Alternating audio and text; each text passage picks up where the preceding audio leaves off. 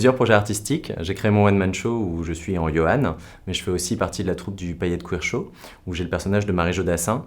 Alors je la considère plutôt comme un personnage drag queer et pas une drag queen, parce qu'il y a toujours la moustache, le make-up il est pas parfait et les costumes sont un peu aléatoires. Mais j'aime bien justement ce mélange des genres où parfois je garde la moustache et elle se rend pas compte de ce qu'elle fait, elle est trop masculine ou trop féminine. Je joue justement sur différents curseurs avec elle. Et je pense que j'ai toujours aimé me travestir ou me déguiser.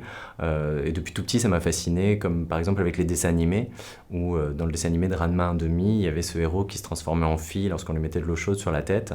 Et je trouvais ça génial, et personne n'était choqué dans le dessin animé, sa copine était toujours amoureuse de lui ou d'elle selon les moments. Et moi je me demandais ce que ça pouvait donner si on me mettait de l'eau chaude sur la tête, et depuis, j'expérimente. Je pense que comme beaucoup de gays de ma génération, on a grandi avec la peur du sida et du VIH. Moi j'avais deux conditions lors de mon coming out, mes parents l'ont accepté, mais j'avais deux conditions, c'était pas de folle et pas de VIH, et pas de sida même. Et dans l'idée, du coup j'ai eu cette phobie qu'on a tous eu, je pense, pour la génération des années 80, du sida, on savait pas trop vraiment, et puis on voulait pas trop savoir, et ça faisait peur, il y avait des images traumatisantes, etc. Puis en grandissant, j'ai eu la chance de rencontrer des partenaires qui m'ont avoué être séropos. Alors c'était un aveu pour eux, mais concrètement, c'était l'idée.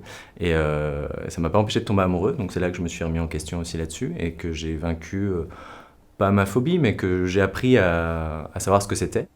Et je me considère vraiment comme un séropo qui a de la chance. Enfin, je suis séronégatif, mais j'ai eu des risques qui, pour certains, sont déterminants dans la maladie.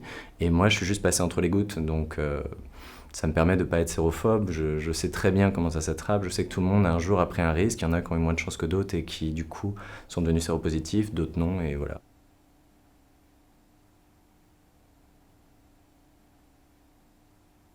Dans le cadre de mon travail, on constate un phénomène qui est en grande augmentation à Paris et partout en France, qui est le chemsex ou le slam, qui consiste en fait à prendre de la drogue dans le cadre d'activités sexuelles pour augmenter la performance, le plaisir ou simplement s'oublier.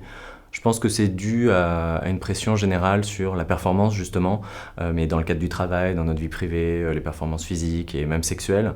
Et du coup, c'est le revers de la médaille qui est de vouloir s'oublier tout en étant ailleurs et performant. C'est un peu ce qu'on faisait, ou ce qu'on fait toujours d'ailleurs, avec le binge drinking, quoi. C'est pas nouveau ce côté, toute la semaine j'en peux plus et j'ai absolument besoin de lâcher prise.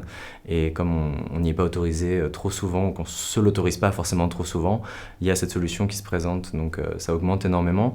Et on en parle peu. Et du coup, c'est d'autant plus culpabilisant parce que c'est un problème qui est pas évoqué, alors que derrière, il suffit simplement, je pense, de l'évoquer pour avancer et le comprendre et aider les gens à comprendre que d'une, ils sont pas seuls et que c'est une pratique qui s'explique et surtout qui a des solutions.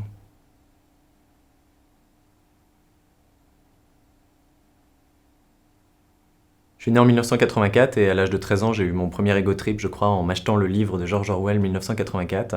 Et je pense que c'est de là qu'est née ma passion pour tout ce qui est fiction d'anticipation. J'adore par exemple la série Black Mirror. Et justement, pas avoir le futur en l'an 3000, c'est juste là, dans les 50 prochaines années, qu'est-ce qui va vraiment être différent pour moi et pour nous tous en fait, comment les générations futures vont évoluer. Je pense souvent à ma grand-mère qui a connu l'occupation et aujourd'hui elle a un iPad et je me dis mais moi ça va être quoi mon iPad quand j'aurai son âge? Est-ce que voir des garçons avec des jupes, je me dirais ah bah de mon temps c'était bizarre mais aujourd'hui tout le monde s'en fiche. L'égalité des sexes, on se déterminera plus en question de genre, ça ce serait mon scénario idéal je pense. Après, le scénario catastrophe, c'est que la technologie a gagné et on est tous esclaves de ça et on est tous surveillés. Mais non, j'ai bon espoir, on portera des jupes.